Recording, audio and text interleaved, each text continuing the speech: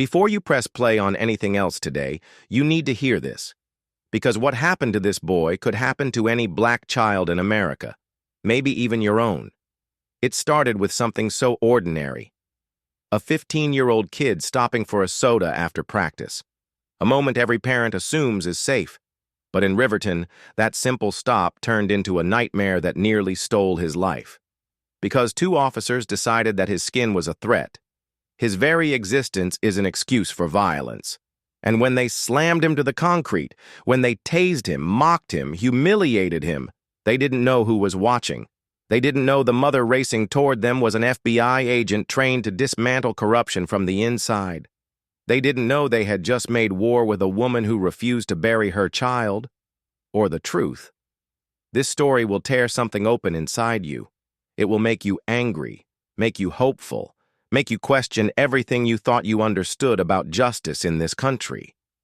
And by the end, you will never look at a routine stop the same way again.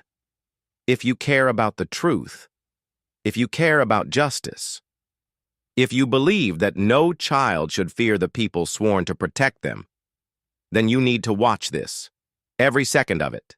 And before we begin, hit subscribe so you never miss a story that exposes what others try to hide, stories that shine light into the darkest corners of America. Because this is not just a video, it's a wake-up call. Now, let's start at the moment everything went wrong. Just a soda after practice. The November wind in Riverton, Ohio carried that sharp, metallic chill Jordan Carter had grown used to. After a long basketball practice, he headed into the Riverton Quick Stop, the dingy bell chiming as he entered. Earl Johnson, the aging shop owner who'd known Jordan since he was 8, greeted him warmly. "Well, look who's here," Earl said. "Enough to keep my spot, hopefully," Jordan replied, trying not to smile too wide when Earl praised him. Jordan grabbed a Sprite and the barbecue chips his mom pretended to hate. He texted her, "Be home in 10, and her reply, "Just you." Safe and sound, made him feel whole. He was halfway to the counter when blue and red lights washed across the windows. Tires crunched, doors slammed. Something inside him tightened. Deputy Mark Henson stormed in first, followed by Officer Tyler Briggs. Earl's greeting fell flat as Henson's eyes locked onto Jordan. "Got a report of a robbery," Henson announced. "Young black male around 6 feet. His gaze dragged over Jordan. "Well, well, what do we have here?" "Just getting a drink, sir. Coming from basketball practice," Jordan said carefully. "Empty your pockets," Henson ordered. Jordan froze. "Sir, I didn't do anything. You can ask Mr. Johnson." Earl stepped forward. "Officers, I know this boy. He's here nearly every night." "Did I ask you?" Henson snapped, never looking at him. Jordan placed his Sprite and chips down, hands trembling as he slowly emptied his pockets, phone, wallet, keychain. "See?" he whispered. "Nothing." "Oh, you think you're smart?" Henson sneered, circling him like a predator. Briggs hovered by the door, jittery, blocking the only exit. Jordan's heartbeat thundered. The air thickened. Earl looked stricken. The quick stop felt smaller, heavier. He had walked in for a soda, a normal night, a normal teenager. But to these officers, he'd already been convicted. His innocence is irrelevant. His blackness enough. And as the sirens flashed against the fluorescent lights, Jordan Carter felt the first crack of a nightmare opening beneath him. Stop resisting. Part of Jordan wanted to believe this was a misunderstanding. Maybe if he explained clearly enough, if he stood still enough, if he was polite enough, it would all just de-escalate. That's what his mother had drilled into him for years, not because she thought he'd ever do anything wrong, but because she knew the world would decide he had anyway. "Sir," Jordan said, forcing the word past the dry in his throat, "I don't know anything about a robbery. You can check the cameras. Henson's hand shot out, grabbing Jordan's arm hard enough to make his shoulder flare with pain. "I said outside," the deputy growled. We'll have ourselves a little chat out there. Earl took a step forward. Now hold on, officer. The boy ain't... Henson turned his head just enough to let Earl see the warning in his eyes. You want a problem tonight, old man? Because I can shut this place down on a safety violation in about 10 minutes. The threat hung there, heavy, undeniable. Earl's mouth opened and closed, but the words died in his throat. He'd watched this town eat people alive for less. Jordan's feet felt glued to the floor, but Henson's grip was iron. He dragged Jordan toward the door, the bell chiming cheerfully as if this was just another customer leaving. The November night hit Jordan like a slap, cold air biting at his sweat-soaked skin. The quick-stop parking lot was lit by a flickering overhead light, the rest swallowed in shadow. 2 squad cars sat at odd angles, red and blue lights spinning, turning the cracked asphalt into a dizzying carousel of color. "Hands on the hood!" Henson barked, shoving him toward the nearest cruiser. Jordan stumbled, catching himself with both palms on the cold metal. His breath came out in quick, shallow bursts that puffed white in the air. "I'm not resisting," he said, voice shaking despite his best effort to sound calm. "Sir, Spread your legs," Henson snapped, pushing between his shoulder blades, forcing him down until his cheek touched the chilled hood. Behind them, the quick-stop door opened again. A woman in navy blue hospital scrubs, Elena Martinez, stepped out, car keys in one hand, phone in the other. She froze at the sight before her. A black teenager pinned against a patrol car. 2 white officers standing too close, too aggressive. She'd seen this ending too many times in the ER. Her fingers tightened around her phone. Without fully deciding, she opened the camera and hit record. "Stop moving!" Henson shouted, even though Jordan's body was rigid with fear. "I'm not," Jordan gasped. The metal of the car felt like ice against his skin. "Please, sir, I'm not moving." Officer Briggs moved to the side, blocking Jordan's view of the street. His hand hovered near his taser, nerves evident in the way his fingers kept twitching. "Got anything on you we need to know about?" Briggs asked, voice overly loud like he was performing for someone. "No, sir," Jordan said. "You can check my pockets. I told you I just came from practice. You can ask—" The sentence dissolved into a grunt of pain as Henson drove his fist into Jordan's side, just below the ribs. The force knocked the air out of him. Fire shot through his torso. "Thought you said you weren't moving," Henson sneered. Jordan's knees buckled, his body trying to fold, but Henson yanked him upright again by the back of his jersey. The fabric stretched, threads popping. "Hey!" Elena's voice cut across the lot, shaky but loud. "I'm recording this!" Henson cast her a quick, dismissive glance. "Back up, ma'am. This is police business." "Then maybe don't beat a kid in a parking lot," she shot back, the tremor in her voice betrayed only by the tightness in her grip on the phone. A couple of passers-by slowed their cars. One pulled into the lot and stayed, engine idling, headlights illuminating the scene. The glowing rectangle of Elena's phone wasn't alone anymore. Other screens appeared, raised in hesitant hands. "Spread him," Henson ordered. Briggs stepped closer, hands touching Jordan's ankles, kicking his shoes farther apart. The contact was clinical, but his eyes were jittery, like he knew this was wrong and was doing it anyway. "I swear I'm not resisting," Jordan choked out. "Please, I didn't take anything. I can show you my bag." His words were cut off by a brutal shove that sent his chest slamming against the hood. Stars burst behind his eyes. Somewhere deep inside, he heard his mother's voice. "If they're going to be wrong about you, at least don't give them anything real to use. Stay alive. That's the win." "Quit flailing," Henson snarled. "You think you can run from me?" "I'm not running," Jordan cried. The words came out high and panicked, betraying the fear he was trying so hard to hold back. "I'm not—" The sharp, insectile click of a taser being armed cut through the night. "You want to do this the hard way?" Briggs asked, voice too calm, like he was testing out a line in a movie. "Last chance?" Jordan squeezed his eyes shut. "I'm not fighting you. Please, sir, I just want to go home. Elena's heart hammered. She shifted closer, the edge of fear pressing against her like a blade. She'd treated taser wounds. She'd seen hearts stop. "Don't you dare," she whispered into her phone, the words meant for the officers and the future viewers both. "Don't you dare!" The taser hit his back with a crack like a lightning strike. Pain exploded through Jordan's body, white-hot and violent. His muscles seized, limbs jerking beyond his control. A scream tore out of him, raw and animal and terrified. Nothing like the composed "yes, sir" and "no, sir" he'd practiced in the bathroom mirror because his mother begged him to. He couldn't control the way his body writhed. To anyone watching, it might look like resistance.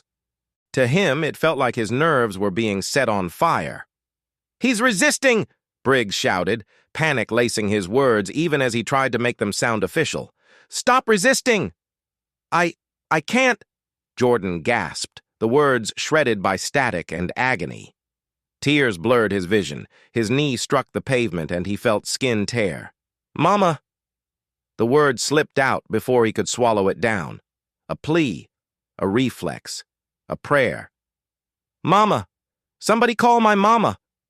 His voice cracked, breaking into something so small it made the air itself seem to flinch.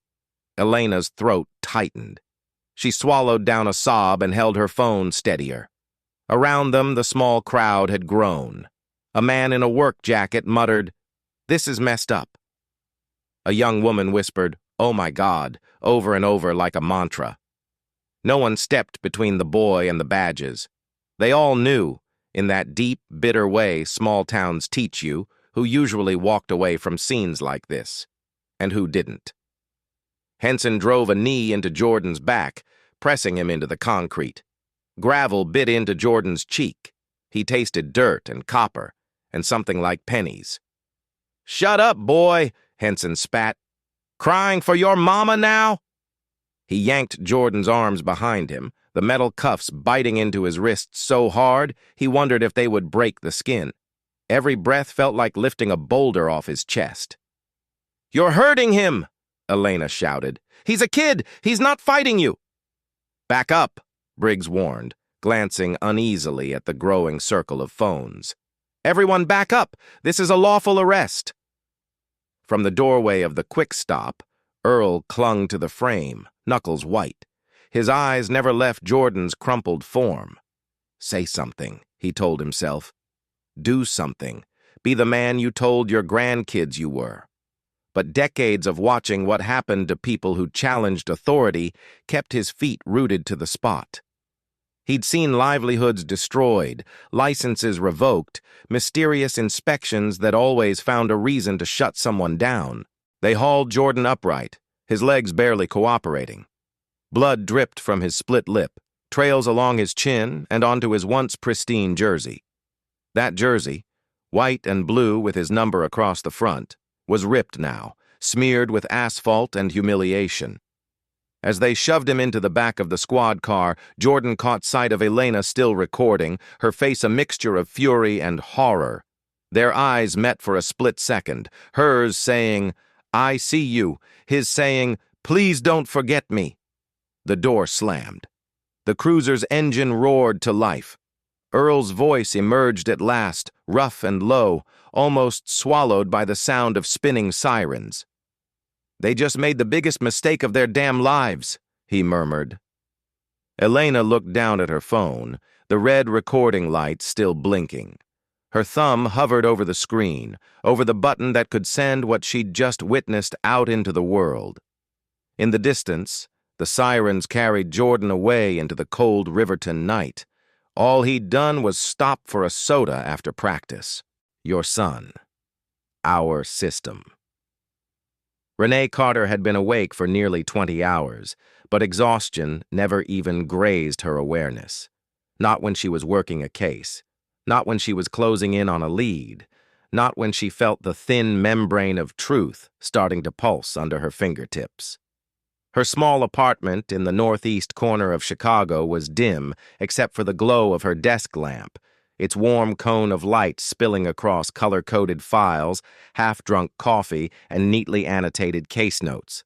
Her laptop hummed quietly beside her, the screen filled with months of undercover intel from a sprawling corruption investigation she'd been building piece by fragile piece. She'd been waiting weeks for a breakthrough. She didn't know yet that the breakthrough wouldn't come from her investigation. It would come from a gas station 3 towns away, where her son was screaming for her in the dark. Her phone buzzed. She ignored it. It buzzed again, then again. By the 7th alert, she frowned and reached for it.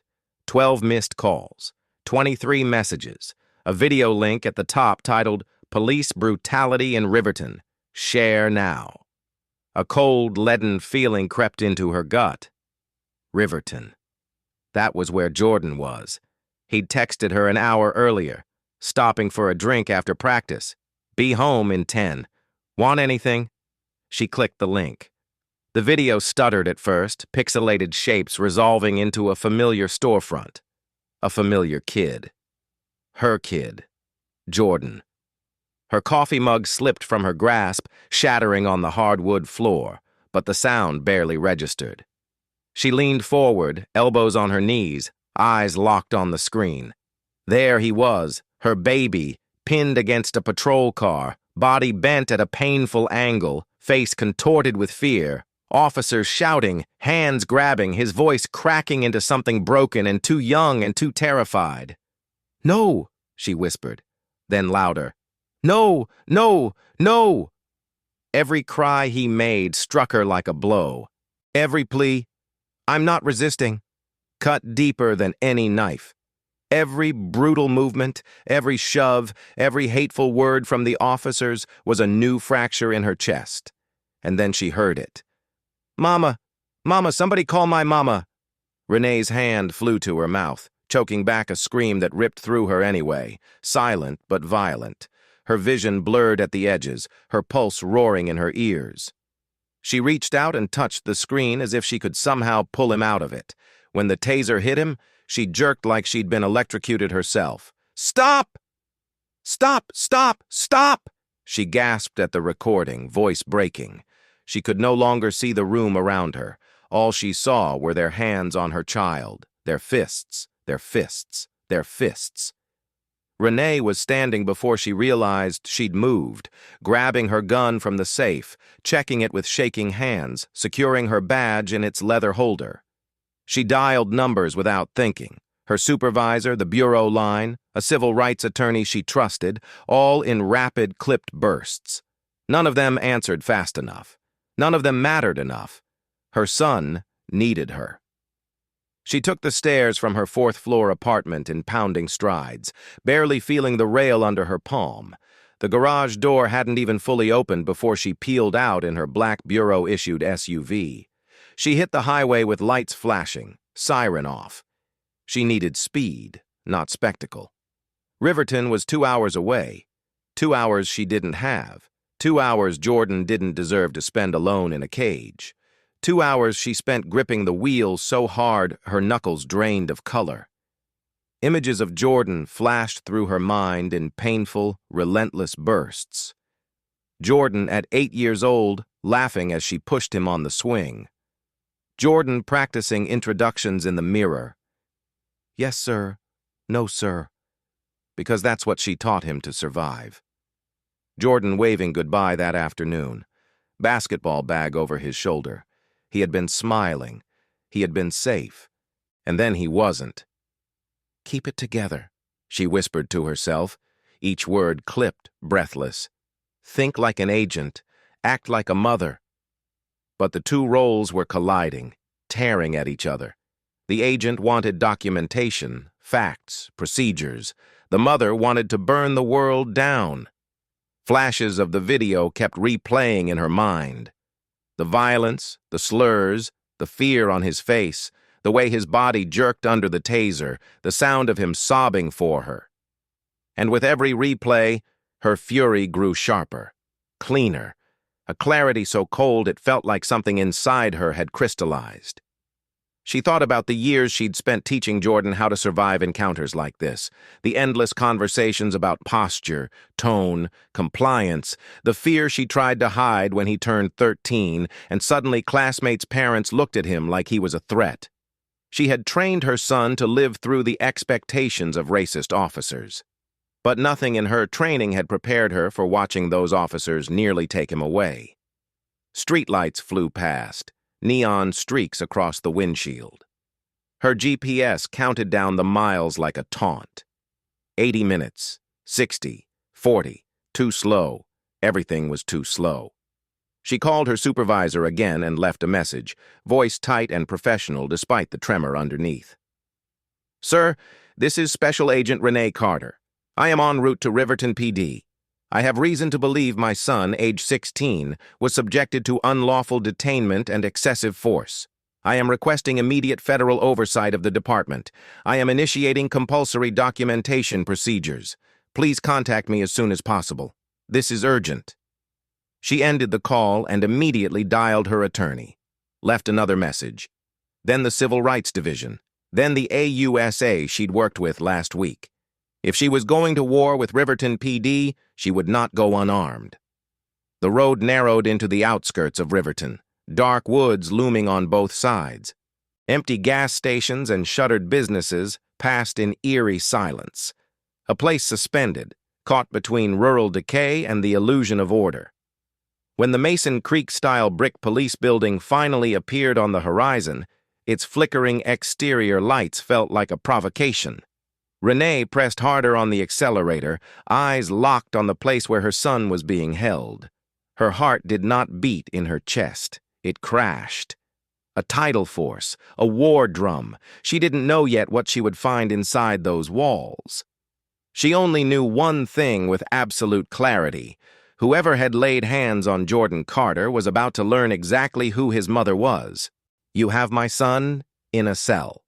Riverton Police Department looked smaller than Renee expected.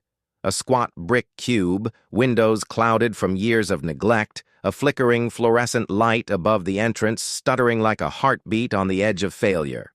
Her SUV screeched to a stop directly in front of the double doors, emergency lights still pulsing. She stepped out before the engine finished rumbling, her badge already in hand, her spine straight, her fury tucked into a deceptively calm mask. Inside, the station smelled of old coffee, dust, and something sour, like stale authority left to rot. A bored desk sergeant looked up, chewing gum lazily. He didn't even bother to sit up straighter. "Can I help you?" he asked, monotone. "I'm here for my son," Renee said, her voice smooth as glass but vibrating beneath. "Jordan Carter, 16 years old. You have him in custody." The sergeant sighed, flipped a page on his clipboard like she was just another paperwork problem. "Visiting hours are over. Come back tomorrow after 9 to post bail." Renee placed her badge on the desk with a sharp, deliberate slap. The metal caught the overhead light. FBI, unmistakable, unignorable. "I'm not here to visit," she said, "and I'm not posting bail." A pause. "I'm here to take my son home, now." The room shifted. Phones stopped ringing. Conversations cut off mid-sentence. Air tightened. The sergeant's gum froze between his teeth. His eyes widened, then darted toward the hallway behind him. I'll get the chief." He half ran from his chair. Renee remained perfectly still, hands clasped in front of her, her breathing measured. But her eyes scanned everything. Camera placements, exit doors, desk names. Which officers were watching her? Which weren't? Which ones looked nervous? Which ones suddenly looked guilty? This wasn't just a mother storming into a station. This was a federal agent conducting reconnaissance. And every single person in that building felt it. Chief Richard Harlow appeared moments later. Silver hair slicked back, pressed uniform, polished shoes, smile manufactured, charm weaponized. "Agent Carter," he greeted with false warmth. "What a surprise. I wasn't aware the FBI had business in Riverton tonight." "Where is my son?" Renee asked, each word clipped into precision. Harlow placed his hands behind his back, posture relaxed in a way only men too accustomed to power ever managed. Well, ma'am, your boy was caught up in a robbery investigation, matched the description perfectly. Renee's jaw tightened. She didn't blink. Show me the footage. Ah. Harlow's smile strained. Yes, well, unfortunately, there seems to be a technical failure. Body cam footage didn't upload properly. Equipment malfunction. Renee let the silence hold. Then, both eyebrows lifted just slightly. Both body cams malfunctioned? He spread his hands in a gesture of helpless innocence. These things happen. In my line of work? She replied, voice sharp as broken bone. Malfunctions never happen in pairs. Show me my son. Something in her tone finally cracked his facade. He nodded to a deputy. Bring the Carter boy up front. She followed them through a hallway buzzing with tension. Officers avoided her gaze. Some whispered, some shifted uncomfortably. They reached the holding cells. The deputy fumbled with keys, unlocking the heavy steel door. Jordan sat hunched on a metal bench, trying to make his body smaller than it could possibly be. Dried blood marred his lip. A bruise darkened his cheek. His jersey, his favorite, the one she bought him after months of saving, was torn at the shoulder, dirt streaking the front. Mom, he whispered when he saw her. His voice was barely a voice at all, more like the memory of one. Renee's breath caught. Everything in her body, every trained muscle, every hardened instinct, fractured under the sight of him. She knelt in front of him, lifting his face gently, her fingertips grazing bruises she wished she could erase.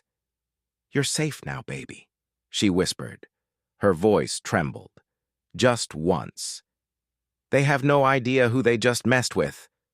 Jordan's shoulders sagged with a relief so fragile it looked like it might shatter. He leaned into her touch like he was trying to remind himself she was real. Behind her, officers exchanged uneasy glances. They all felt it, the shift, the storm that had arrived, the reckoning that had stepped into their building wearing an FBI badge and a mother's grief. Renee stood slowly, placing a steadying hand on Jordan's back as she guided him out of the cell. Her posture was calm, her expression unreadable, but her eyes were a promise to her son, to the crowd outside, to every officer who had laid a hand on him. This was not over, not by miles, not by days, not by anything less than truth carved into light. And the Riverton Police Department had just made the most catastrophic mistake of their careers. Tell me everything. Renee guided Jordan through the station doors as dawn began to gray the sky. The moment they stepped outside, he winced at the sudden brightness, flinching like the air itself hurt. She opened the passenger door, helping him inside, careful with every movement. He held his ribs the way injured people do when pain radiates in hidden, frightening directions. She got in beside him, not driving yet. The silence between them was heavy, too heavy, and she could feel Jordan bracing himself for whatever came next. He stared out the window, jaw clenching and unclenching, trying to hold himself together with threads that kept slipping. Baby, she said softly, turning in her seat. Look at me. For a long moment, he didn't. Then he finally did, and what she saw made her heart collapse inward.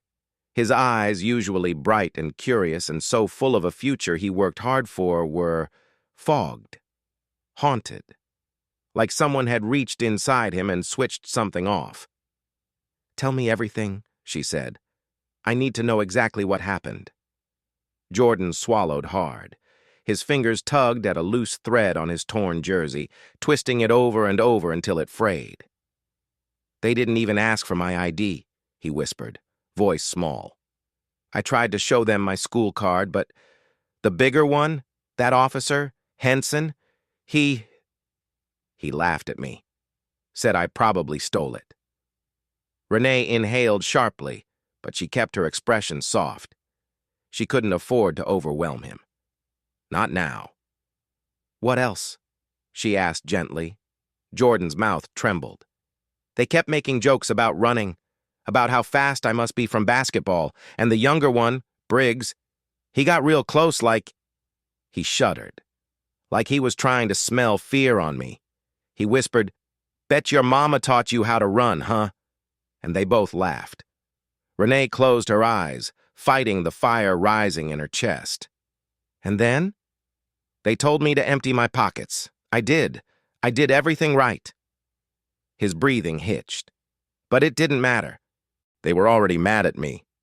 Or waiting to be. His hands shook as he touched the bruises blooming on his ribs. "When I said I didn't do anything, Henson took my arm and dragged me outside. I told him to stop. I swear I didn't pull away. I didn't pull away, Mom." She touched his hand lightly. "I know you didn't." "They slammed me on the car," he went on, voice cracking. "Then they yelled at me to stop moving, but—" His breath stuttered. "But I wasn't moving. I was trying so hard to be still. I was so scared that any little flinch would make them hurt me worse." His next words were barely a whisper. And it did. Tears slid down his cheeks, silent and steady.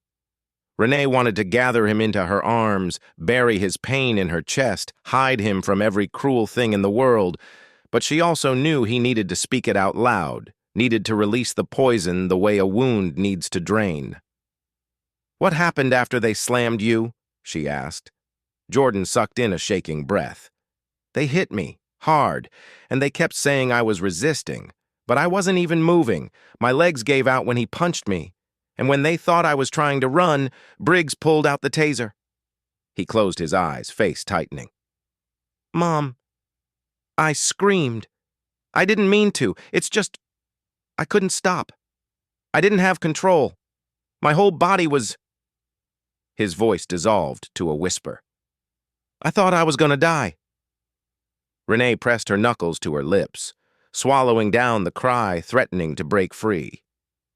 "And then," Jordan continued, "I heard myself call for you. I didn't mean to. I know what you said about not sounding scared, but it just happened." "Oh, baby," she whispered, finally pulling him into her arms, careful not to hurt him. He collapsed into her chest, his sobs soft and jagged, muffled against her jacket. His fingers gripped her sleeve like he was afraid she might disappear too. When his breathing finally slowed, a soft knock tapped on the window. They both startled. Renee recognized their next-door neighbor, Mrs. Harper, her gray hair tied in a loose bun, her robe still on. She held a tablet to her chest, eyes full of worry. Renee stepped out of the car, instinctively positioning herself between Jordan and the world. Mrs. Harper lifted the tablet with shaky hands. "I saw what happened," she said. "Elena, that nurse who filmed it, she's my niece. She sent me the original video before she uploaded it anywhere." She took a breath. I made copies, just in case they tried to take it down." Renee stared at her, the magnitude of that quiet bravery striking deeper than she expected. "It's everywhere now," Mrs. Harper continued. "People are posting it all over. It's on the news. It's on Twitter. They're calling it Justice for Jordan." Behind her, reporters began turning onto the street. Community members drifted closer, whispering, consoling, documenting. Cars slowed, voices rose, and for the first time since the nightmare began, Renee felt something pierce through the horror. Not relief, not victory, something else, a rising, a gathering, a truth refusing to die. Inside the SUV, Jordan leaned against the seat, breathing carefully, eyes heavy but watching his mother through the window. And Renee Carter, still lit from within by pain so sharp it bordered on holy, realized this wasn't just Jordan's fight anymore. It was about every boy who'd ever been dragged, beaten, silenced. Every mother who'd ever been told to wait. Every community asked to swallow injustice as if it were normal. Renee looked at Mrs. Harper, nodded once, and said the words that would shape everything coming next. "Thank you. We're not letting this go." Patterns and ghosts. Renee didn't sleep that night, not even for a minute. Her dining room table, usually spotless, usually controlled, had transformed into a battlefield. Folders lay open like wounded soldiers, newspaper clippings, old case notes she dug out from boxes in her closet, a laptop with half a dozen windows open, a coffee she never touched. She played the video of Jordan's assault again and again and again, not because she wanted to watch it, but because she needed to see everything, every angle, every sound, every word those officers thought no one would ever hear, every detail she could weaponize. Outside, the news vans multiplied. Strangers left candles and posters at the end of her driveway. Protesters formed small groups, their breath visible in the cold air as they held signs demanding accountability. But none of that noise seeped into Renee's home. Inside, the only sound was the soft whir of her laptop fan and the quiet, rhythmic tapping of her pen against the table. Midway through the 10th replay, something shifted in her expression. Fury had been burning in her since the moment she saw Jordan on that screen, but now it sharpened into something colder, cleaner, a blade, not a fire. She froze the frame where Briggs smirked, his mouth forming a slur he probably didn't even remember saying. She zoomed in on badge numbers, time stamps, reflections in nearby windows. She noticed the angle of the Quick Stop's security camera, the shadow of a squad car's dash cam, the glimpse of a body cam that malfunctioned, patterns, positions, inconsistencies. Her mind clicked into gear like a locked vault reopening. This wasn't just an assault. This wasn't just brutality. It was choreography, a practiced script, something refined over time.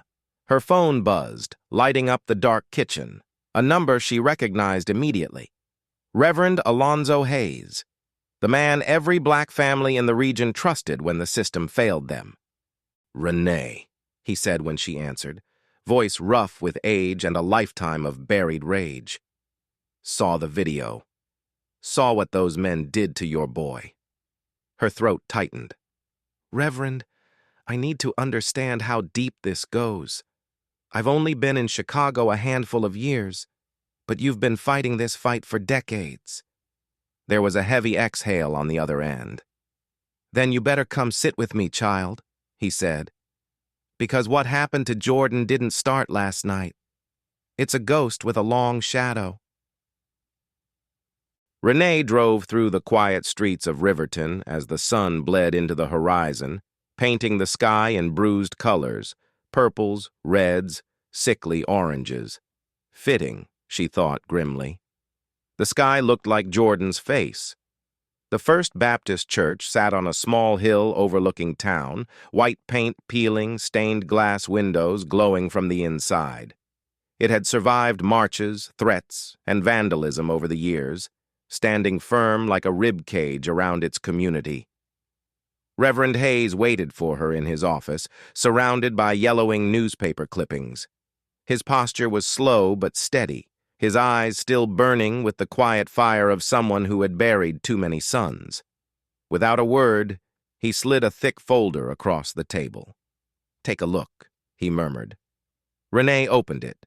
Inside were case after case, names she didn't know, faces she wished she didn't have to see.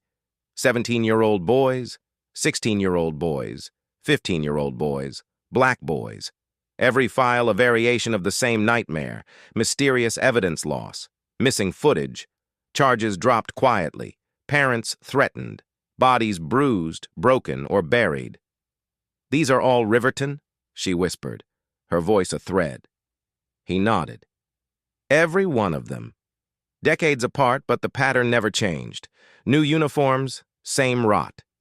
She flipped through more. A boy who lost an eye during a routine stop.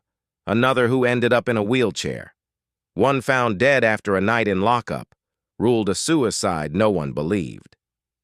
"These families begged for help," Hayes said.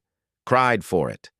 But every time the truth got close, the files went missing, the footage malfunctioned, the judges closed ranks, and the federal agents assigned to review.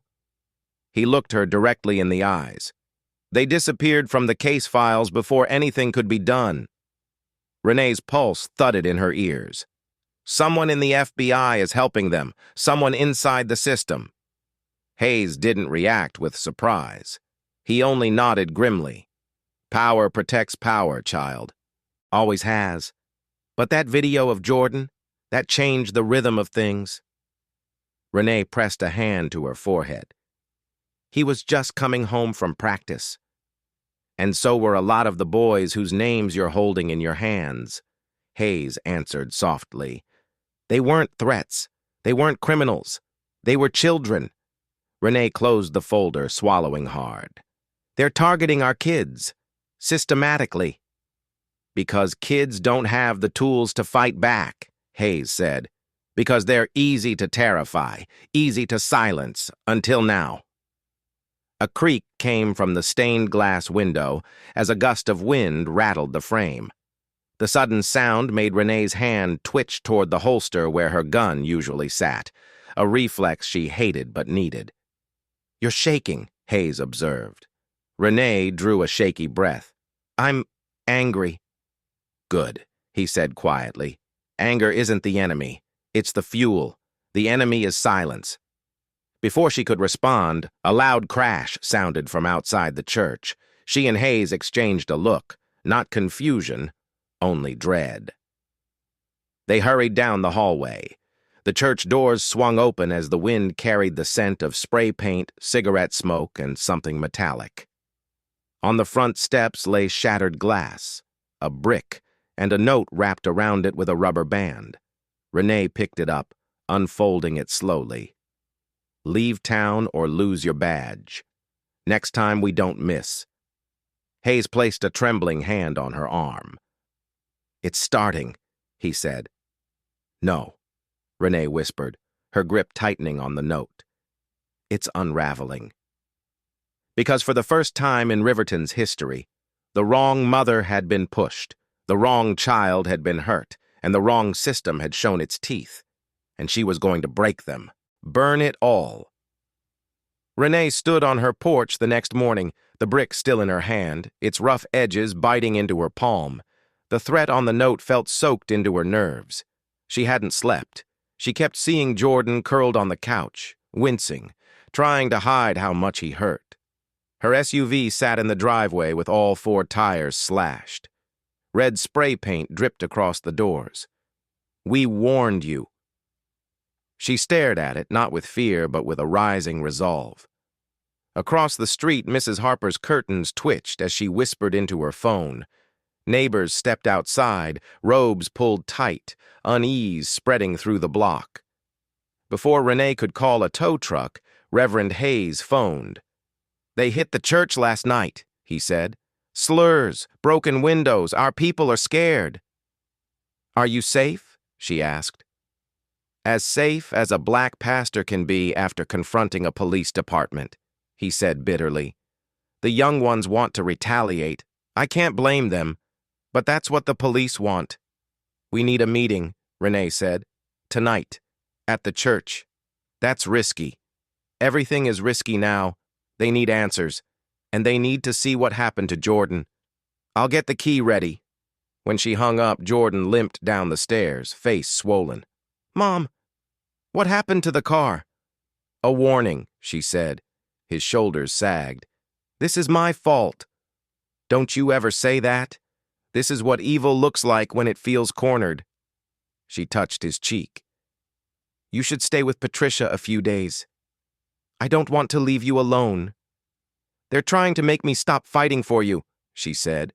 I don't break that easily. He packed. When he left with Patricia, her chest tightened. Grief and rage tangled together. She walked the 8 blocks to First Baptist Church, noting every car that crept behind her, every stranger who stared too long. It felt like walking through a gauntlet, daring Riverton to show its face. Spray paint covered the church walls. Glass crunched under her boots. Reverend Hayes swept the aisle with a quiet, practiced determination. "They think this will silence us," he said. Renee grabbed a broom. They cleaned together until others arrived, elders, young activists, black and white neighbors. By evening, the sanctuary was full. At the pulpit, Renee warned, "What you're about to see is hard. But truth is the only weapon we have left." She pressed play. Gasps filled the room. Someone sobbed. "That could have been my nephew," a voice whispered. When the lights rose, silence hovered, until Mrs. Harper stood. If Elena hadn't recorded this, they'd have destroyed this boy's life and called it justice. Stories began spilling out. People stopped, searched, threatened. Pain cracked open into collective resolve. Later that night, after everyone left, Renee walked to the quick stop. She stood where Jordan had screamed for her, the wind cold against her coat. "You didn't just hurt my son," she whispered. "You hurt a community, and you woke something up." Her shadow stretched across the pavement. "We're done being polite," she said, and the night seemed to listen. Digital shadows. Renee sat in the parking lot behind the Riverton Public Library, fingers tapping the steering wheel of her rental car. She'd chosen this quiet, empty place to avoid drawing attention, after the brick, the slashed tires, the threats. But her pulse still hammered. Every thought drifted back to Jordan. Was he resting? Was he blaming himself? Were the nightmares starting? A tap on her window made her reach for her holster, until she saw Kevin Adams. Glasses, hoodie, laptop bag, every part of him radiating fear. "Get in," she said. He slid into the seat. "I only have a few minutes. I'm not supposed to be here. Trust me, neither am I." He opened his laptop, blue light casting a ghostly glow. "I've been monitoring Riverton PD's internal server. Ever since Jordan's video blew up, they've been cleaning house." Renee tensed. What does that mean? They're deleting things, reports, complaints, body cam footage. It's like watching a decade disappear. He turned the screen. File names grayed out and vanished one by one. "They're destroying evidence of systemic abuse," Renee said. "They're trying to," Kevin corrected. "I built a shadow backup. Everything they delete gets copied here first." Renee breathed out shakily. "Kevin, you're saving this case. I'm just trying not to get caught." Then he clicked on a file. Quick stop surveillance full MP4. Renee froze. "That's impossible. The video was destroyed in the fire." Not the original feed. The gas station had an internal backup, corrupted but recoverable. Pixels formed slowly. Then the recovered footage appeared, clearer than Elena's phone video, longer, raw, capturing every slur, every blow Jordan endured. Renee gripped the console, chest tight. "They're going to come after me," Kevin whispered. "They're sweeping logs." "They won't," Renee said, though she wasn't sure she believed it. "Agent Carter, you can't protect everyone." "I can try." A shadow slid over the car. Two unmarked Crown Victorias turned into the lot, moving slow, predatory. Kevin's breath hitched. "They're not supposed to know I'm here." "Laptop. Now." He shoved it into his bag.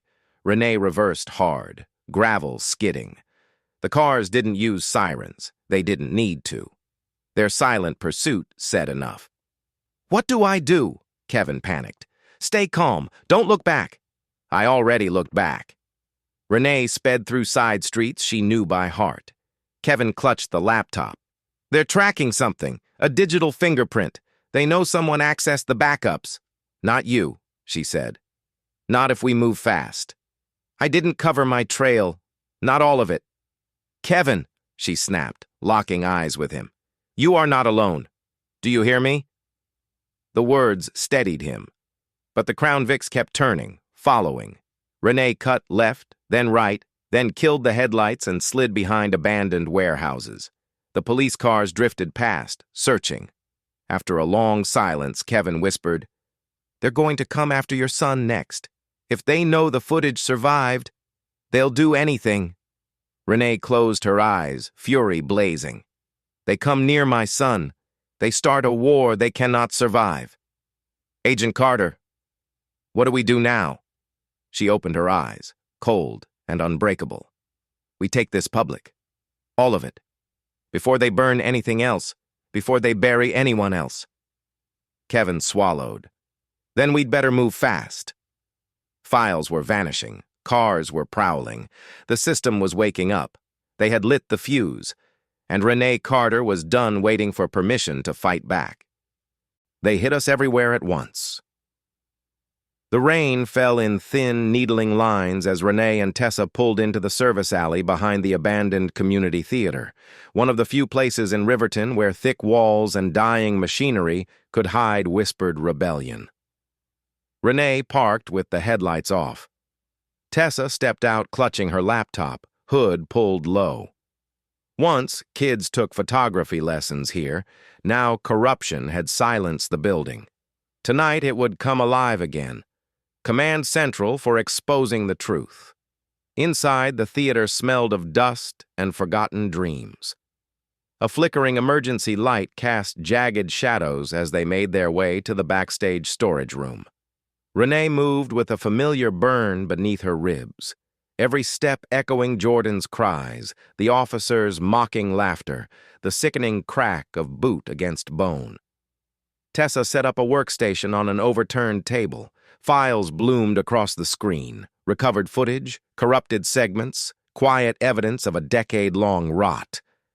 "What's the plan?" she whispered. Renee faced her with the raw intensity of a mother, not an agent. "We go public. Everywhere. Spread the truth so wide they can't extinguish it." Tessa hesitated. "Once we upload this, your suspension won't be the worst of it." "They attacked my son," Renee said, voice shaking, sharpening.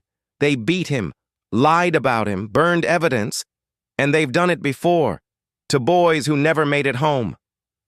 Her breath trembled. "Not again." "Then let's do it," Tessa whispered. For the next hour, keys clicked like nervous heartbeats. Tessa divided the recovered footage into sections, before, during, after. She added time-stamped logs from Kevin's shadow backup, radio transcripts, internal memos, digital fragments Tessa restored with forensic tools. Renee reviewed everything, jaw tight, tears gathering but never falling. She owed Jordan that much. She owed all of them that much. When everything was ready, Tessa opened a live stream page. The soft blue glow revealed her bruised face, her exhaustion, her courage. "Ready?" she asked. "No," Renee whispered. "But we're doing it anyway."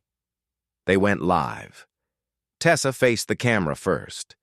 "To everyone watching, tonight you will see what the Riverton Police Department tried to erase, what they did to 16-year-old Jordan Carter, and what they did to others before him." The camera shifted to Renee. The world seemed to still. "My name is Special Agent Renee Carter," she said, voice steady. "For months, Riverton PD has lied about the assault on my son. They fabricated reports, destroyed footage, silenced witnesses."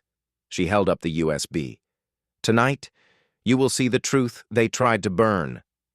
The feed played the raw quick-stop footage.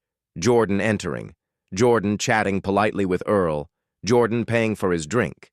Then the officers, their predatory smiles, their cruelty, their venom.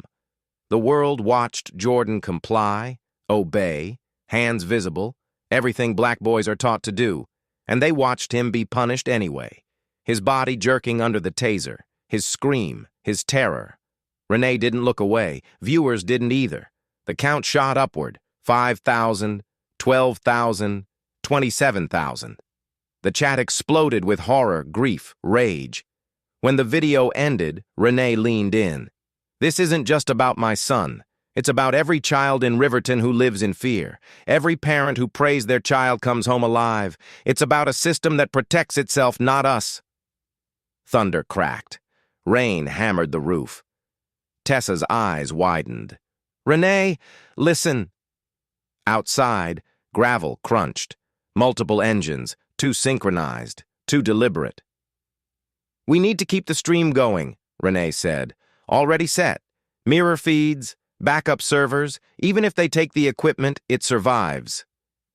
Renee grabbed her arm, grateful, urgent. Then the power cut. Darkness swallowed them. After a breathless beat, battery backups clicked on, the hotspot rebooted, the stream resumed. "They killed the grid," Tessa whispered. Boots marched outside, heavy, confident. Voices hissed orders, weapons slid free. "They're not here to arrest us," Tessa said. "No," Renee answered. "They're here to stop us." The doorknob rattled. Tessa scrambled to protect the equipment. Renee stood between her and the door, typing rapidly on her phone, sending location pings to journalists, civil rights attorneys, DOJ contacts. Then she triggered a final message to Jordan. "I love you, no matter what happens." The door splintered. Flashlights sliced through the dark. But before anyone burst through, a new sound cut through everything. Sirens. Not Riverton, federal, louder, closer, unavoidable. Tessa stared. "You called them?" "No," Renee breathed. "They came." Outside, shouts collided. Commands clashed. Then a bullhorn roared. "This site is under federal jurisdiction. Step back immediately. Riverton officers, drop your weapons and stand down." The flashlights wavered, then vanished. Rain slowed. Silence returned, deep and trembling. Renee finally exhaled. Tessa sobbed into the glow of the still active stream. The truth had survived. So had they. But Renee knew this wasn't victory. It was a shift in the battlefield. And for the first time in a long time, fury gave way to something else. Hope. The last copy. Renee sat motionless in the driver's seat of Patricia's old Honda, forehead resting against the steering wheel. The porch light cast a warm pool across the steps where a basketball and worn sneakers sat abandoned. Inside, Jordan was finally asleep, moving slowly, shoulders folded inward, as if the air itself had grown too heavy. He'd tried to look calm when he kissed her cheek goodnight, but the flicker in his eyes told the truth. He didn't feel safe anymore. Not in public, not in his neighborhood, not even in his aunt's house. The day replayed in her mind. Protesters kettled and gassed, headlines calling them rioters. Pastor Brooks shoved into a squad car, Kevin's warnings about disappearing digital files, and finally, the call that Chloe's apartment had been raided, her equipment destroyed. Every step they took forward, the system struck back twice as hard. Renee searched the glove compartment for aspirin and instead felt something small and hard. She pulled out a flash drive wrapped in a sticky note. Emergency backup. Original footage plus metadata. Kept offline. K. Her breath caught. Kevin. He had hidden this for her, predicting the fire, predicting the purge, predicting the danger. The tiny USB seemed to hum with weight, every frame of truth the police had tried to erase. For a moment, she wanted to drive straight to the FBI field office and slam it onto a supervisor's desk. But she remembered Assistant Director Stewart's warning, "Stand down. Don't make this personal." They had already suspended her, painted her as emotional, compromised. She couldn't hand the last clean copy of the truth to the same people who wanted it buried. She needed someone outside their reach. She called Chloe. The journalist answered instantly, voice tired but unbroken. "Please tell me this is good news. I have the full quick-stop footage, original, metadata intact." Kevin backed it up offline. Silence. And then a breath that sounded like relief cracking open. "I knew I liked that man. Meet me at New Hope Baptist. Back entrance. Pastor Brooks left me a key." "You think they won't raid it?" Renee asked. "Oh, they will. That's why we broadcast before they get the chance."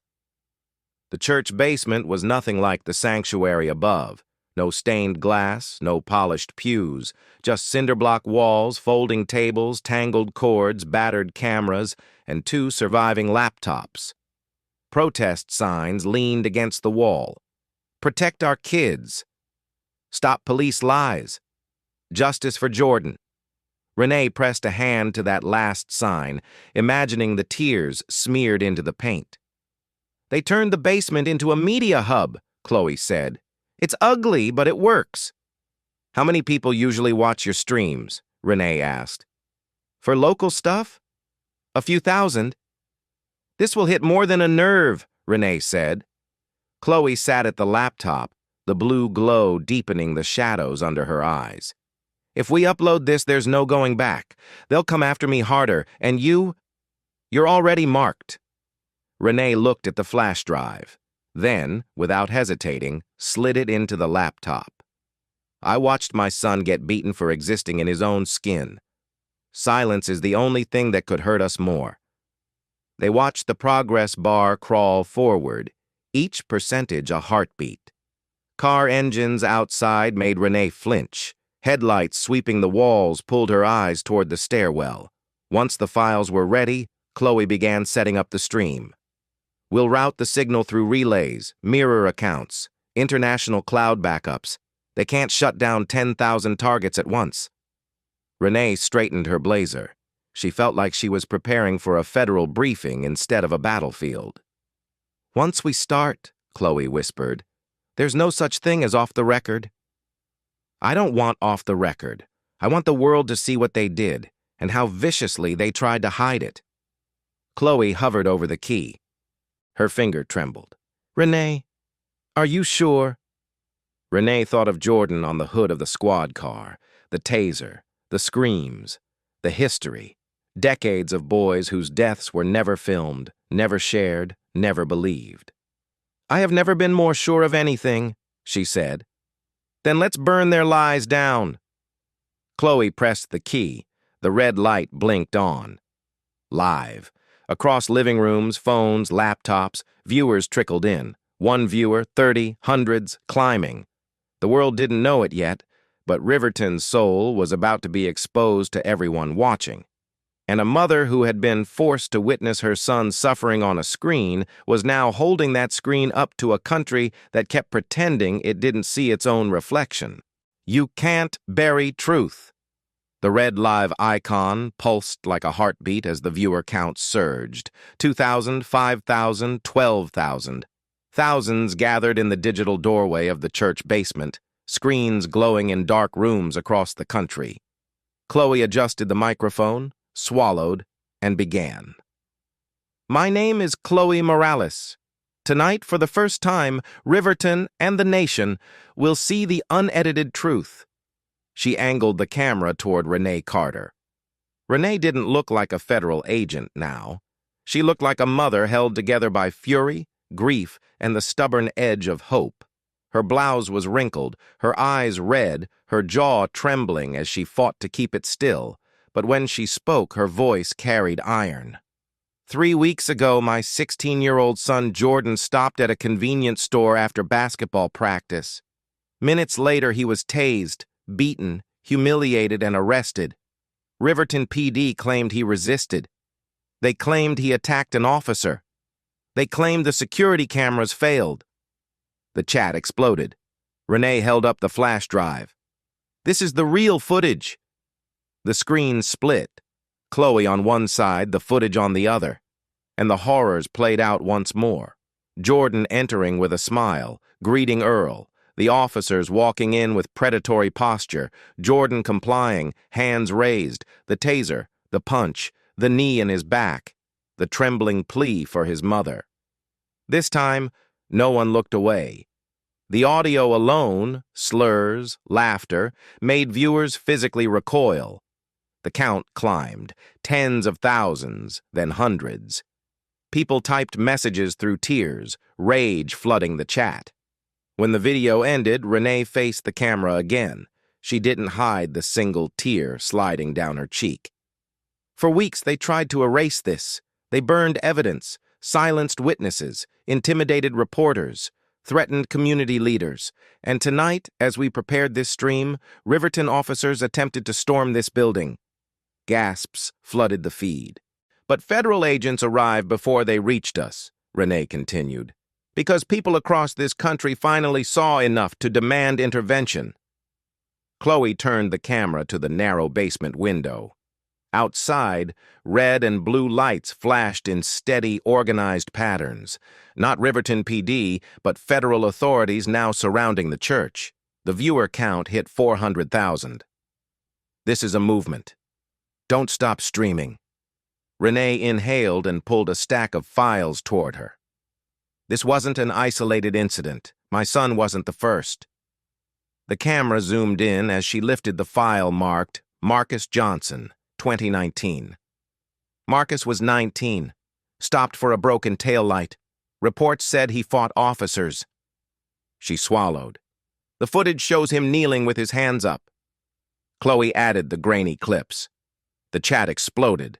Renee held up another file, Deshaun Williams, 2020. The department called it an overdose. The truth? He was beaten in custody, and the only camera that could prove it malfunctioned. File after file, year after year, names that should have been spoken, stories that should have been seen. People watching typed out their own hometown tragedies. The viewer count climbed toward 500,000. Then, above them, the front doors of the sanctuary slammed open. Heavy footsteps, raised voices, the rumble of bodies moving with purpose.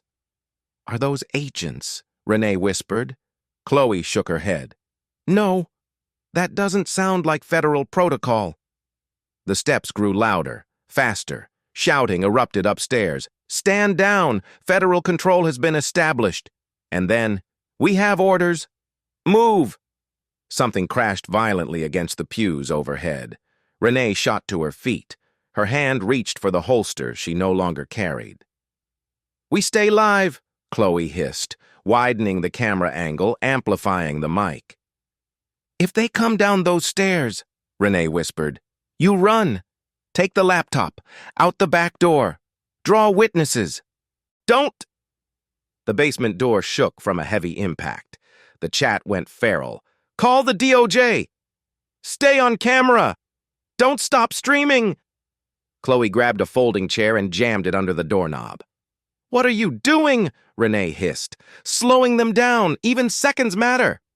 Overhead, chaos intensified. Agents shouting, Riverton officers arguing, boots slamming, holsters snapping open. Then a voice thundered above all of it. "This is the Department of Justice! All unauthorized personnel, stand down!" Silence snapped through the building. Then the sound of retreating boots, angry voices, doors slamming, engines peeling away. Renee sagged slightly, only then realizing she'd been holding her breath. Chloe wiped her face, trembling but focused. The stream continued. 600,000 viewers, 700,000. Screens recording, clips spreading, Jordan's face everywhere. Renee stepped back to the camera. "This," she said, voice trembling, "is how far they will go to keep the truth buried." The chat exploded. Support, fury, solidarity. "But tonight," she continued, "they failed." A door creaked at the top of the stairs. Both women stiffened, until a calm voice called down, "Agent Carter, Chloe Morales, it's safe now. You can come up." Chloe let out a shaking breath. "Renee, you're up." Renee nodded, not to leave, not to end the stream, but to enter the next phase of a fight she had spent her entire life unknowingly preparing for. She leaned close to the camera. "To everyone watching," she said, "download this, save it, share it, because what happened in Riverton is happening everywhere." Her voice thickened. "And it ends now, with you." The viewer count passed 1 million. Outside, sirens wailed. Not in menace, but in arrival. Justice was coming.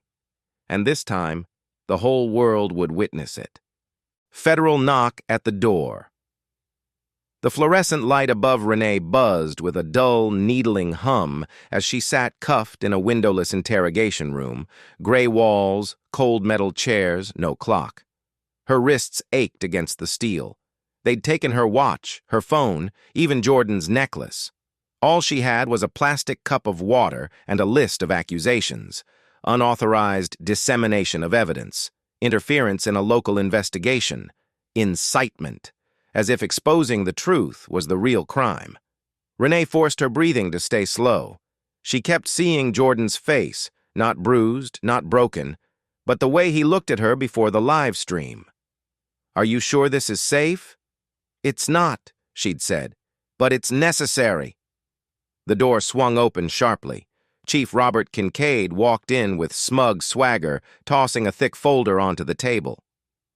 "Well," he drawled, "quite a show you put on, Agent Carter." She stayed silent. "Undermining law enforcement, inciting unrest, leaking confidential material. Quite a resume," he said, leaning back. "Funny," she murmured. "I thought I worked in law enforcement." "You did. Before you went rogue. You made us look bad, and that has a price." "You tortured a child," Renee said, her voice a razor. "Covered up assaults, buried deaths, destroyed evidence." A muscle in his jaw twitched. He leaned forward. "People are emotional right now, but noise fades. And when it does, we write the reports. We tell the story, not you." Renee held his gaze. "You really believe that?" "I know that," he sneered. "You're alone. And that little live stream? We'll handle it. We always do." He circled behind her, leaning close. "You'll lose your badge, your career, maybe catch a charge. And your boy? He'll grow up knowing his mother ruined her life because she couldn't take a loss." She inhaled slowly. "You're wrong about one thing." "Oh?" he mocked. "Enlighten me." "I'm not alone." At first it was faint, a murmur beyond the walls, but it grew quickly. Voices. Many of them. Kincaid frowned. "What the—" A door banged open. "FBI Internal Affairs. Everyone stay where you are." Renee closed her eyes just once. Kincaid rushed to peek outside. The hallway was chaos, agents in dark jackets moving with precision. A familiar voice cut through the noise. "Secure all servers. Confiscate all physical files. No one touches anything." Assistant Director Paul Stewart appeared in the doorway, flanked by IA investigators. He looked exhausted, but furious. "Chief Kincaid," he said coldly. "Step away from Agent Carter." Kincaid sputtered. "Now hold on just a—" "No, you hold on," Stewart snapped. "The Attorney General is on one line and 3 national outlets on the other. That live stream? Passed 1 million views. The country watched your officers assault a minor and your department try to bury it." Color drained from Kincaid's face. "This woman broke the law," he shouted, pointing at Renee. "What I see," Stewart said, voice icy, "is a federal agent exposing systemic civil rights violations after being ignored and obstructed. I see evidence destroyed. I see a chief who thought no one would ever care what he did in the dark." He nodded to an agent. "Get those cuffs off her." The cuffs came off. Blood rushed back into Renee's hands, prickling. She rolled her shoulders and stared at Kincaid. Everything had shifted. Outside, the murmur had become a roar. Through a high window, Renee saw signs bobbing. "Justice for Jordan. No more cover-ups." "We saw everything," Chance thundered. "Justice for Jordan! Justice for Jordan!" Stewart's voice softened slightly. "Agent Carter, you're free to go, and we owe you an apology. We should have listened." Renee nodded, throat too tight for words. Behind him, an IA agent spoke into a radio. "Badge and weapon, Chief Kincaid. You're on administrative leave pending investigation into civil rights violations, evidence tampering, and conspiracy." "You can't," Kincaid began. "We can," Stewart said. "And we are." An agent approached him. Kincaid's bravado finally cracked. His hand shook as he unholstered his gun, placing it on the table. His badge followed with a dull clink. For the first time, he looked small. Just a man who'd built power on broken bodies and never imagined it collapsing. Renee watched quietly. He had threatened her son, her career, believing himself untouchable. Now he was the one escorted out. Stewart guided her down the hallway. Agents unplugged computers, boxed files, tagged evidence. Officers sat at their desks, disarmed, silent. Some glared. Some couldn't meet her eyes. Through a glass office, she saw Daniel Reeves, her former partner, the one who'd said, "Let it go." Now he sat slumped as IA agents confronted him with a thick envelope of confiscated cash. Renee met his eyes. He looked away first. Then Stewart opened the front doors. A wave of sound crashed over her. Voices, cameras, reporters shouting, signs waving. Every age, every color, pressed against barricades. "There she is! That's Jordan's mom! Agent Carter, do you have a statement?" The morning sun hit her face, bright and cold. Pastor Brooks stood near the front of the crowd, free again, collar crooked but steady. Mrs. Harper placed a hand over her heart, tears in her eyes. Elena recorded from the front row. Renee looked at them all. This wasn't just her fight, not just Jordan's. It was every mother, every kid wondering if they were next, every name buried in those dusty files. She raised the hand that had worn cuffs an hour earlier and spoke the only words that mattered. "This is just the beginning." The crowd erupted, and for the first time since the night at the Quick Stop, the sound filling Riverton wasn't fear. It was a town waking up, cleaning the house. Federal agents moved through the Riverton Police Department like a quiet storm, bagging evidence, labeling corrupted files, photographing desks where intimidation had once been routine. The air buzzed with tension, but also something Riverton had not felt in decades: accountability. From the lobby, Renee watched Internal Affairs pry open a locked cabinet officers swore held old paperwork. When the doors swung open, silence spread. Inside were thick folders, misconduct logs, vanished complaints, arrests with no charges, charges with no crimes, records of black boys barely old enough to cross the street dragged into the system and forgotten. Her stomach twisted, imagining the parents who had begged for someone, anyone, to care. Assistant Director Stewart approached, clipboard in hand. His expression carried the weight of a man realizing his agency had been too slow. "Agent Carter," he said quietly, "we've found enough in 2 hours to justify federal oversight for years." She nodded. "There's something else you should see." He led her down the hallway, past officers awaiting questioning, some pale, some glaring, and past the conference room where Pastor Brooks signed witness documents with a straight spine. They stopped at the chief's office, once impenetrable, now stripped open. Internal Affairs agents dismantled everything, pulling old drives, photographing hidden compartments, unearthing crumpled memos. A ladder reached up to the ceiling tiles. An agent climbed down with a dust-coated metal strongbox. It hit the desk with a heavy thud. Stewart nodded to Renee. "You should open it." Her fingers shook as she flipped the latch. Inside lay hundreds of photographs, black boys and young men bruised, swollen, cuffed in patrol cars, or lying in crime scenes never reported. Photos of boys released without charges, boys who had gone home silent, believing their stories would die in the dark. At the bottom were 3 folders with names she knew: Marcus Johnson, Deshaun Williams, Andre Thomas. "These were the deaths they called overdoses," she said.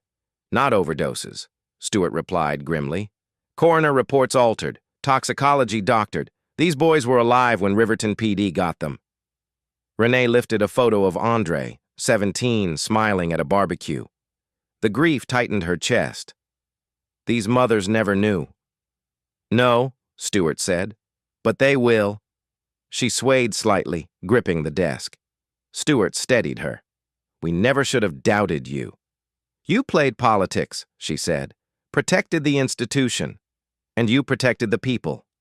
No triumph, only truth. "There's more," he said. They walked past officers being escorted out in cuffs, men who once strutted like gods. Out to the back lot, where Chief Kincaid now stood cuffed, surrounded by federal agents loading boxes of evidence into trucks. When Renee stepped into view, he looked at her. No arrogance now, only fear. "Agent Carter," Stewart said, "you should hear this." An investigator read from a paper. "Robert Kincaid, you are under investigation for conspiracy to violate civil rights, evidence tampering, obstruction of justice, falsification of public records, and depriving citizens of constitutional protections under color of law." "This is a mistake," Kincaid shouted.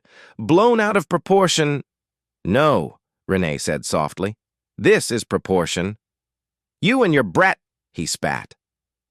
"Until people stopped being silent," she countered. He fell silent. "Jordan was your mistake," she said.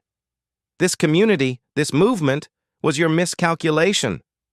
Pastor Brooks called from nearby, voice warm despite bruises. "Justice is not a threat, Chief. It's a mirror." Agents led him away. The vehicle door slammed. As the engine rumbled, Renee felt air return to her lungs for the first time since the quick stop. "There's one more thing you need to see," Stewart said. They approached a cluster of monitors outside the precinct.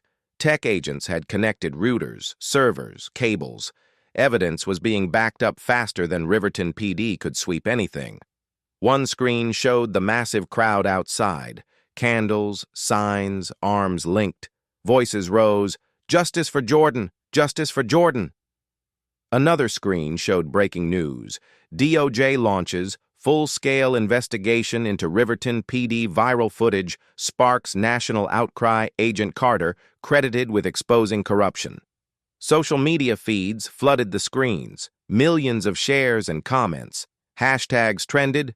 "Renee Carter, did right, protect our kids. Thank you. Jordan," her phone buzzer. A message from Patricia, a photo of Jordan wrapped in a blanket watching the live stream. His eyes were wide, not just scared, but proud. Beneath it, Patricia had written, "He says he didn't know his mom was a superhero." Renee pressed a hand over her mouth, silent tears gathering. She had fought. She had been arrested, threatened, nearly crushed. But Jordan was alive. Jordan was safe. And for the first time, Jordan was not afraid to see the truth. Stewart let her absorb it before clearing his throat. "Agent Carter," he said, "the Bureau would like you to return to active duty." She blinked.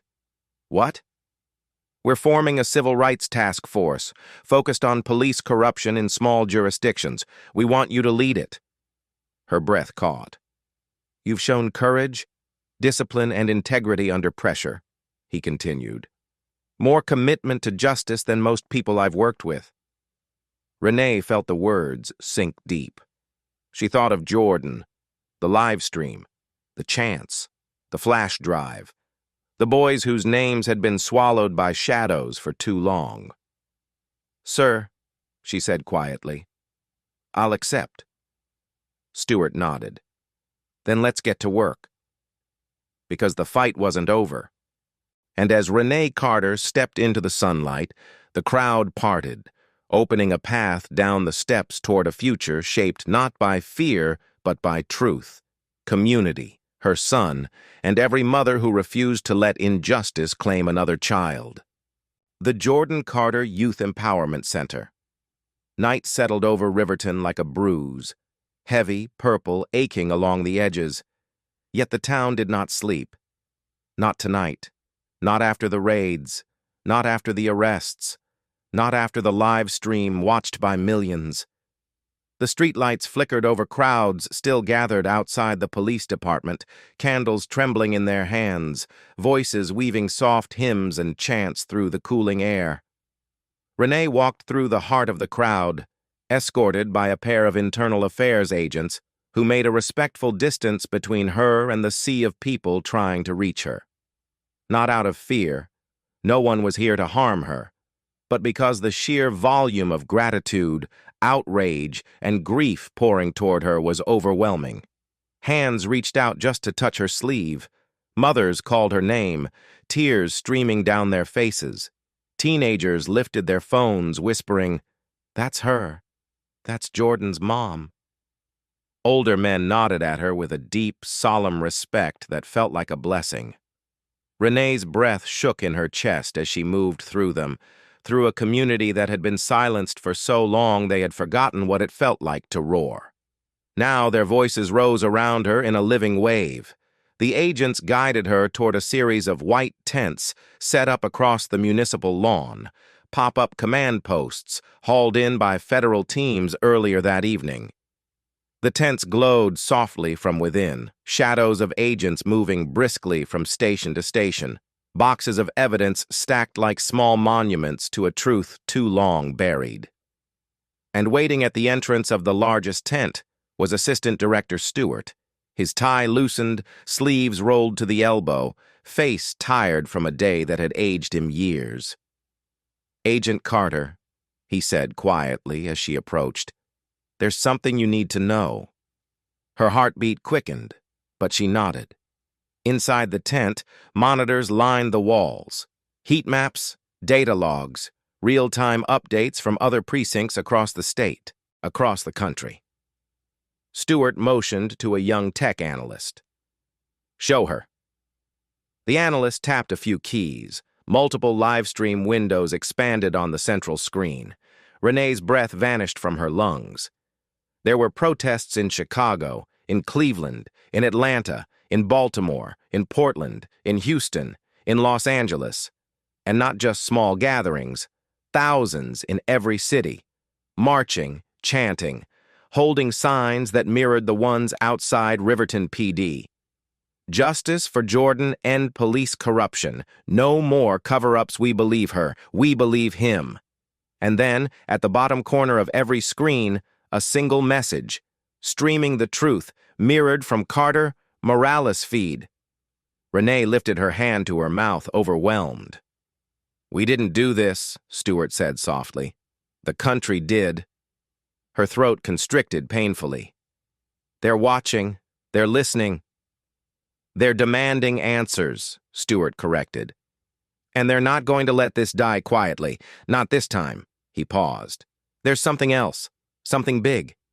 He gestured toward another tent, where 2 federal attorneys and a handful of civil rights lawyers sat hunched over a long table, legal pads scattered everywhere.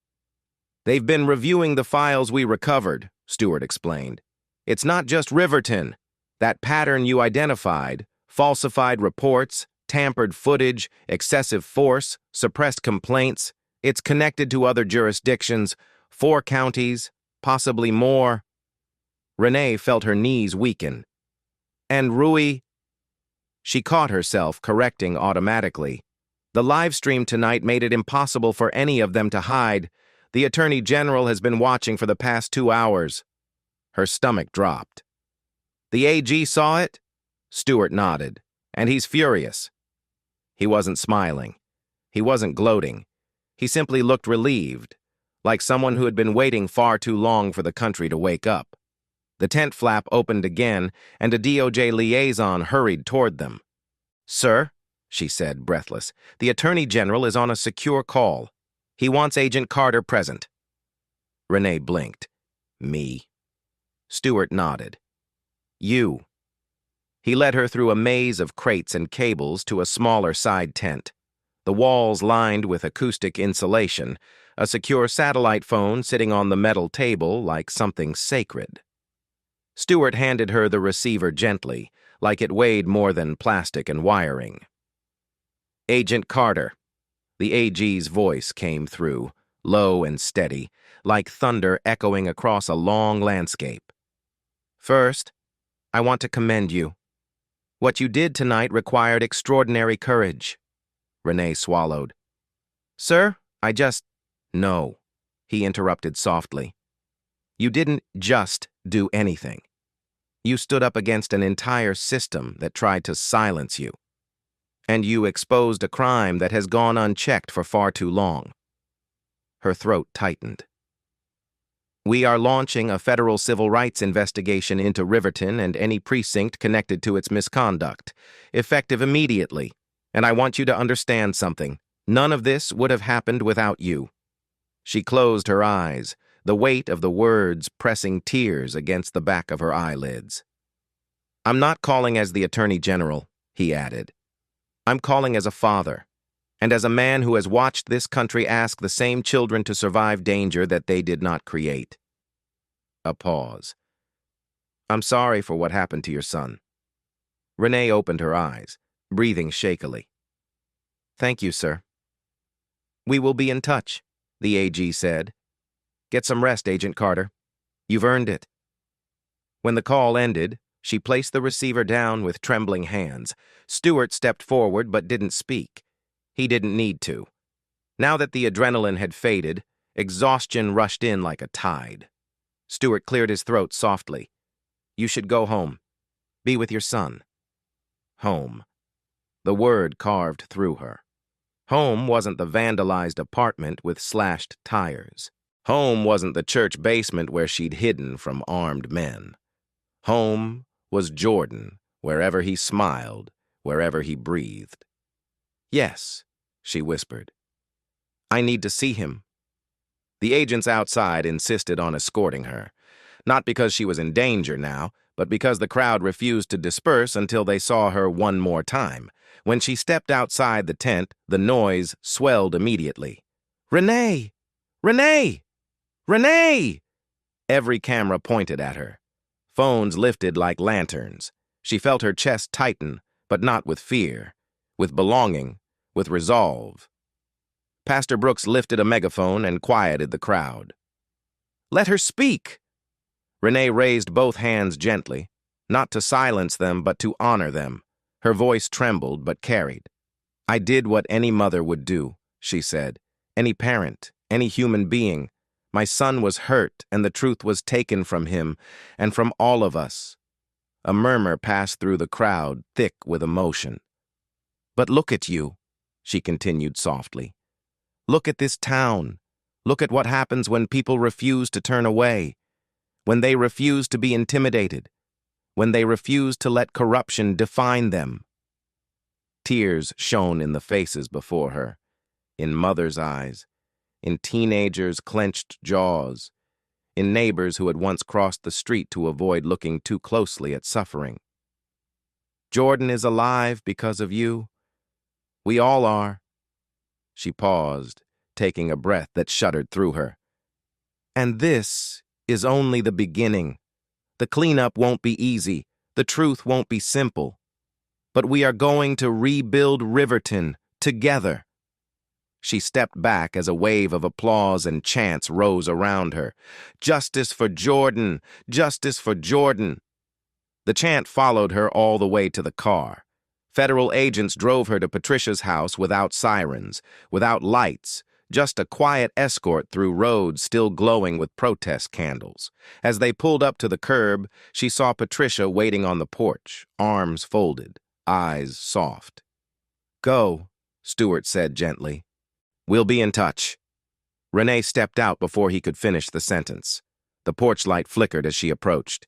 She barely climbed the 3 steps before the door swung open, and there he was, Jordan, wrapped in a blanket, face bruised but healing, eyes tired but shining, breathing softly, steadily, alive. For a long moment, neither spoke. They simply stared at each other. Then Jordan's mouth quivered, and he rushed forward, burying himself in her arms. Renee folded around him with a sob that seemed to crack open her entire body. Her hands slid to the back of his head, to his spine, gripping him as if he were the last truth in a world built on lies. "Mom," he whispered into her shoulder. "I saw everything. You were brave." Her throat broke. "You are why," she choked. "You are why I did it." He pulled back just enough to look her in the eyes. "You didn't just save me," he whispered. "You saved everybody." She cupped his face, trembling. "No," she said. "We did." They stood there in the doorway as the first hints of dawn tinged the horizon. Light crept across the neighborhood slowly, quietly, like the sky was holding its breath. And somewhere behind them, behind the fear and the pain and the breaking and rebuilding, The country had watched and changed. For the first time in weeks, Renee exhaled fully. This was not the end. This was the beginning of something bigger, something she would fight for, something she would protect. For Jordan, for the boys in the files, for the mothers in the crowd, for every child waiting to know whether justice was just a word or a promise. Tonight, justice had finally spoken. Tomorrow, it will rise. If you're still here, if you made it all the way through this story, then you already know this is bigger than one boy, one mother, or one corrupt department. This is about every child who's ever walked home afraid, every parent who's waited up praying their phone doesn't ring, every person who's been silenced, doubted, or dismissed because someone with power decided their pain didn't matter. But today, the truth didn't stay buried. Today, a community rose up. A mother fought back. And millions of us refused to look away. And if you felt even a fraction of that pain, if you felt the anger, the hope, the fire in this story, then don't just let it end here. Subscribe to the channel right now. Not later. Not when you get a chance. Right now. Because these stories deserve to be heard, and the people living them deserve not to be forgotten. My channel is filled with stories just like this, stories of injustice, of courage, of truth being dragged into the light. If this one moved you, go visit the channel and choose your next story. Some will break your heart, some will inspire you, all of them will open your eyes. So hit that subscribe button, turn on notifications, and join a community that refuses to stay silent. Thank you for watching. And remember, the fight for justice doesn't end here. It starts with awareness, and that starts with you. I'll see you in the next video.